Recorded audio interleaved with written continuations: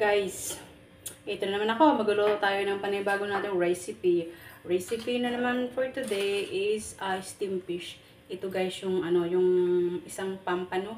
Yan, nilinisan ko na yan. Tinanggalan ko na yung mga dito sa loob ng bituka. At saka ginupit ko na yung dito excess. At saka yung buntot din, ginupitan ko na siya.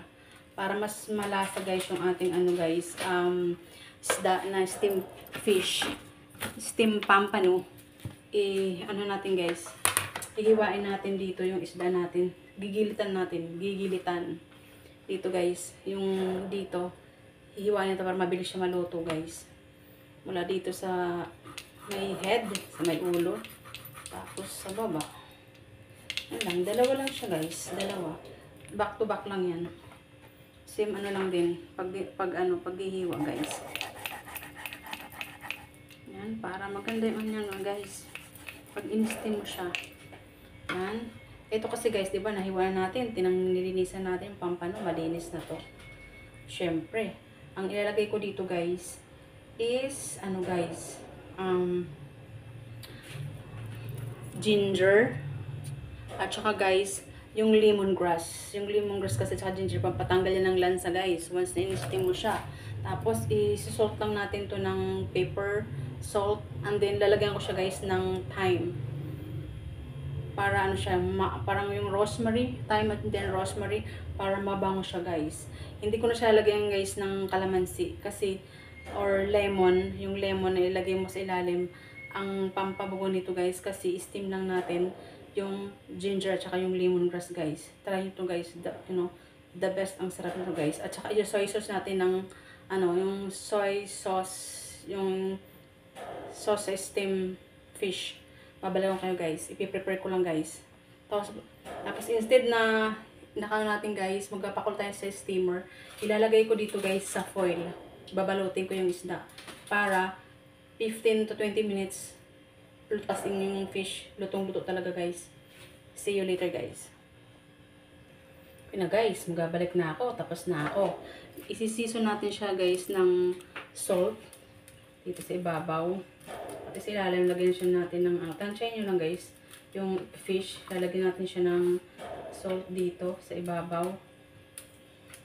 Yan, okay na yan. Salt lang natin yan.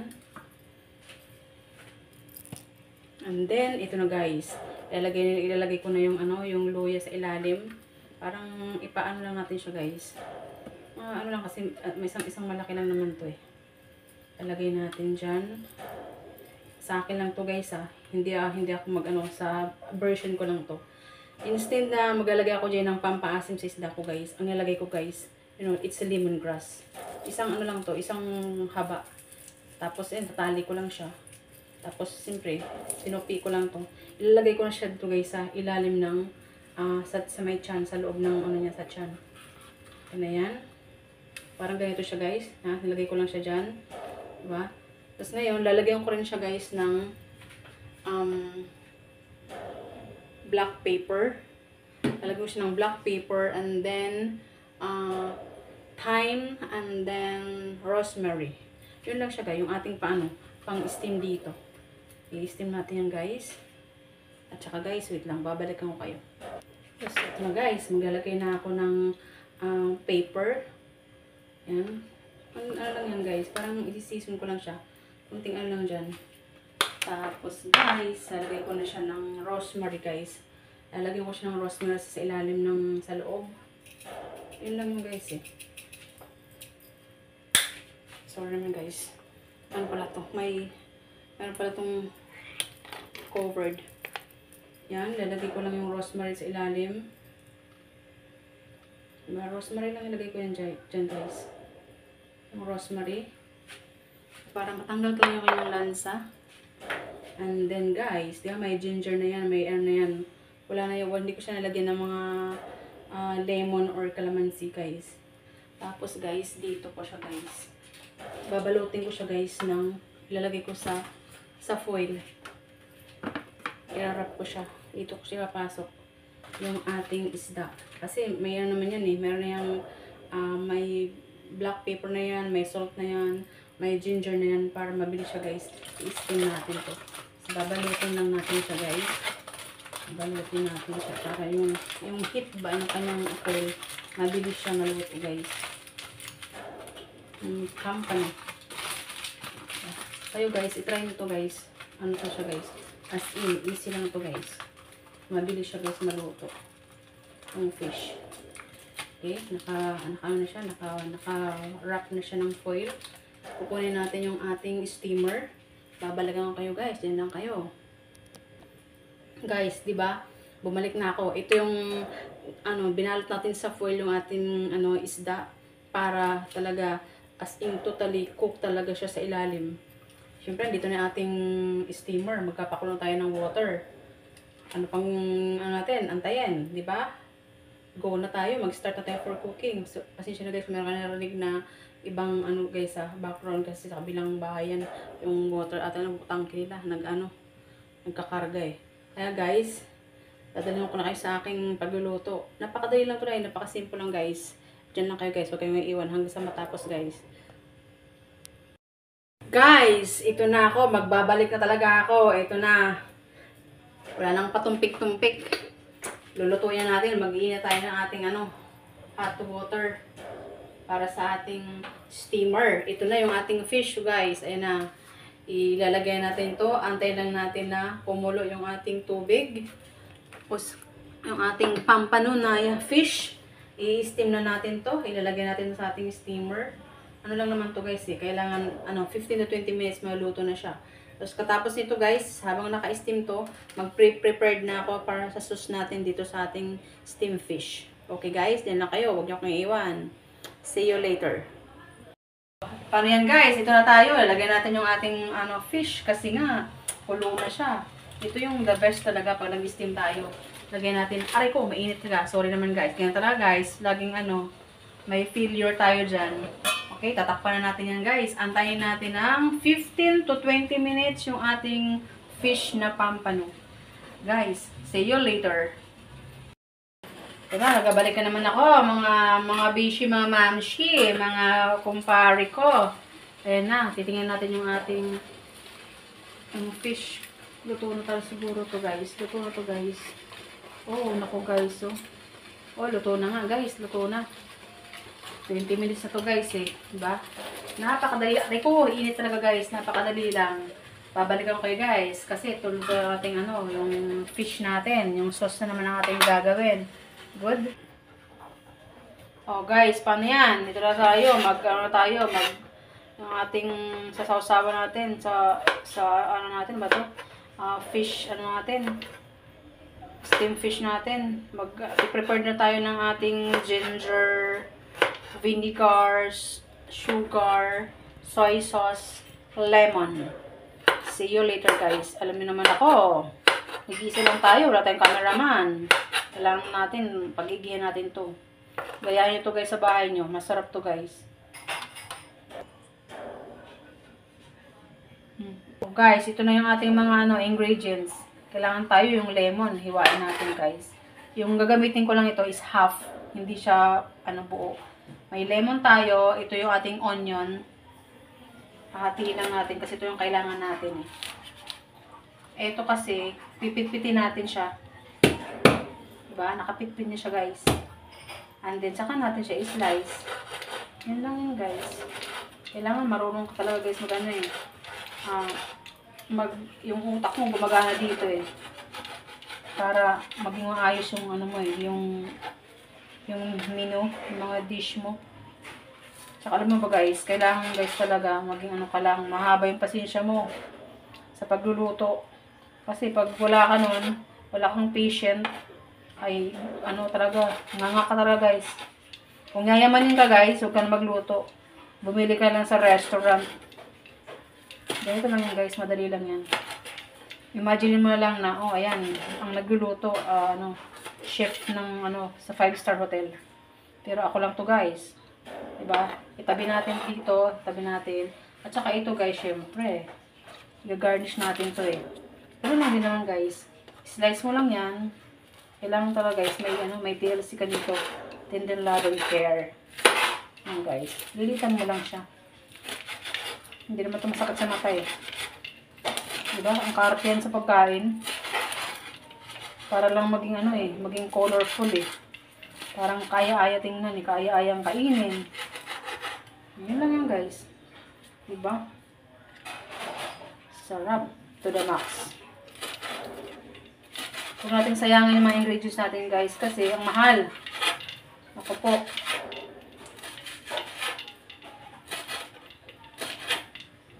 Done. Diba? See you later guys.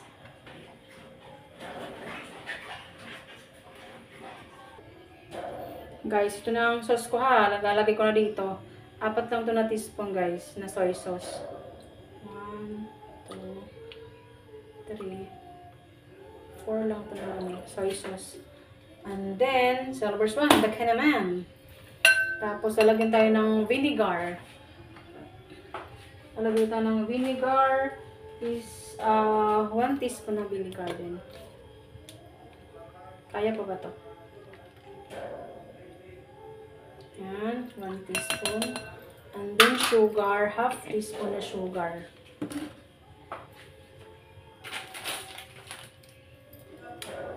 Diba guys? Yan lang talaga. Yung sugar. And then, yung ano ko guys, ang nilagay ko din, yung juice lang to ng lemon. Para pang blend lang siya sa ano.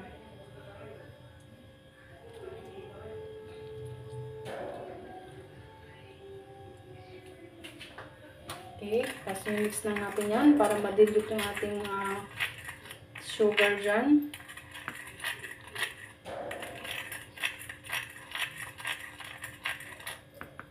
Tapos, syempre guys, isutin natin yung ating ginger at saka gamit lang tayong canola oil lang tayo. Guys, ito na talaga. Umpisa natin. Walang patumpik-tumpik na. Yung ating sauce. Ito na yun. Sindihan natin yung ating stove. At saka, gagamit lang tayo guys ng ano guys, ng canola oil. Para dito sa ating, isusutin natin yung ginger. Ito yung canola. Okay lang naman to guys eh. At saka madali lang to guys.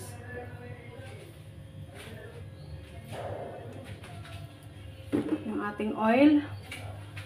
I-heat lang natin yung ating frying pan. Kasi siya guys sa kalat guys ha. Kaya talaga guys pag nagluluto eh. Yan na yan.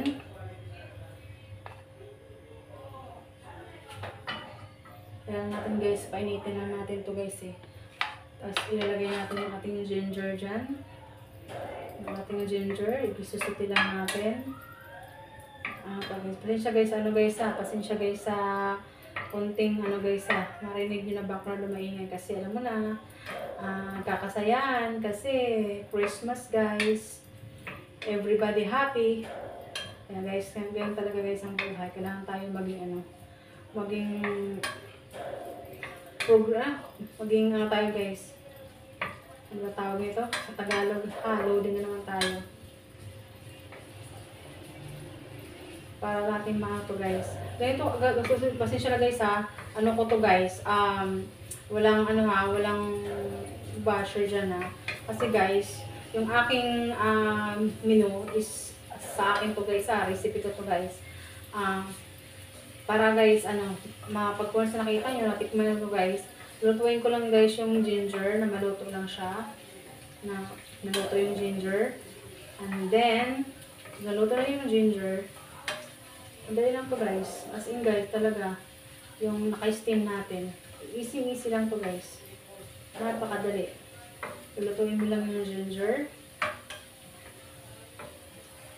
I-mix mo lang yan. Kasi yung fish natin guys, ano, luto na eh.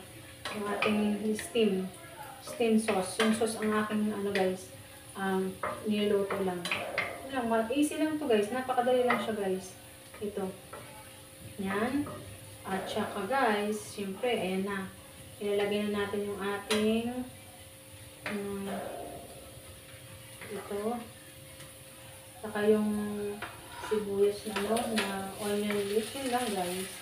Sapi-sapi mo lang siya. Diba guys, maluto lang siya. And then guys, pag naluto na yung ating nasuti-suti mo na yan. Madali lang to guys, super dali lang. Yung niluto ko na guys yung sauce ha. Tapos ilalagay din sa ating steamed fish. Ilalagay ko sa inyo guys. Malapit ko guys maluto guys. Ganyan to guys. Napakadali lang siya guys. As in, super guys. Niluto ko muna yung Ayan. Nalabigit lang siya. Ayan siya guys. Napakadali lang siya guys.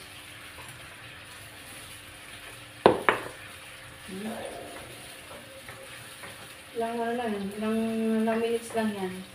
5 minutes, tapos yan guys. Tapos na. Kasi luto na. Guys, ibabalikan ko kayo guys. Babawasan ko ng tulis ng konti.